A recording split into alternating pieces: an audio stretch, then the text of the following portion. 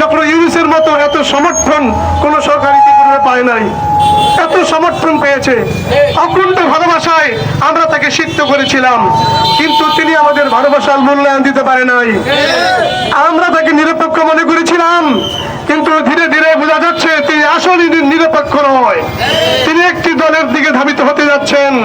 তিনি বুঝতে পারেন নাই, তিনি মনে করেছেন ওই দল আগামী দিনে রাষ্ট্র ক্ষমতায় আসবে আর তার কাজগুলি সব স্বীকৃতি দিবে। আপনি এই স্বপ্ন ভুলে যান। আপনি ঠিক আছেন, নোবেল পুরস্কার পেয়েছেন শান্তিতে, কিন্তু দেশ চালাতে আপনি নোবেল পান নাই, জিরো পেয়েছেন, জিরো। দেশ চালাতে আপনি ব্যর্থ হয়েছেন। আপনি একটি দলকে সব সময় আমরা দেখেছি তাদেরকে প্রাধান্য দিয়ে আসছেন। আপনি নিরপেক্ষ সরকার ছিলেন, আমরা আপনাকে অকুণ্ঠ ভালোবাসা দিয়েছিলাম। জনগণ কি চায় আপনি বুঝতে পারেন না। বিগত দেশের সরকার পালিয়ে যাওয়ার পরে আরেকটি নতুন ফ্যাসিস্ট তৈরি হতে যাচ্ছে। আমরা তাদেরকে হুঁশিয়ারি করে দিতে চাই, চরমনাইয়ের পীর সাহেব দেশের লাখ কোটি মানুষের হৃদয়ের টুকরা, কলিজার টুকরা।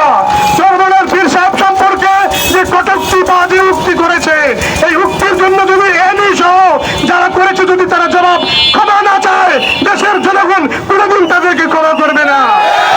তারা মনে করেছে ক্ষমতা এসে পড়েছে, তাদেরকে জনগণ ঢাকা বিশ্ববিদ্যালয়ে, জগন্নাথ বিশ্ববিদ্যালয়ে আগেই তারা হলুদ কার্ড দেখিয়ে আউট করে দিয়েছে।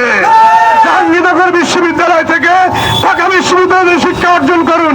আগামী জাতীয় নির্বাচনে যদি আপনাদের এই চরিত্র পরিবর্তন না করুন, মনে রাখবেন দেশের জনগণ চরম শিক্ষা দিবে, চরম শিক্ষা দিবে, যেমন শিক্ষা দিয়েছে আওয়ামী লীগকে। সুতরাং আমরা আপনাদের শত্রু নই, আমাদেরকে শত্রু ভাবার দরকার নাই। আপনারা আপনাদের দল গুছান, দলের চাঁদাবাজগুলো সামলান, দলের টেন্ডারবাজগুলো সামলান। সংগ্রামী ভাইয়ের আমার, আপনাদের সকলকে আমি উদাত্ত আহ্বান জানাই, আগামীতে ইনশাআল্লাহ পিয়ারের দাবিতে পাড়ায় পাড়ায়, মহল্লায় মহল্লায় মানুষের সামনে দাবি তুলুন। পিয়ার পদ্ধতি একমাত্র সঠিক সমাধান। এ বাংলাদেশের জন্য পিয়ার ছাড়া বিকল্প কোনো পদ্ধতি নাই এদেশে ফ্যাসিস্ট থেকে ফ্যাসিস্টকে না আনার জন্য। সংগ্রামী ভাইয়ের আমার, মহল্লায় মহল্লায় ইসলামী আন্দোলন বাংলাদেশের হাত পাকার প্রচার করুন। আমরা দেখতে পেয়েছি ইতিমধ্যেই মানুষের মধ্যে হাত পাকার একটি ভালোবাসা তৈরি হয়েছে। সাধারণ মানুষ রাস্তাঘাটে দেখা হলে বলে আমরা আর কোন জালিম ফ্যাসিস্টকে আগামী দিনে বাংলার ব্যস্ততা দেখতে চাই না, আমরা চাই আলেম ওলামা, টুপিওয়ালা দাড়িওয়ালা ইমানদার মুত্তাকিনদেরকে।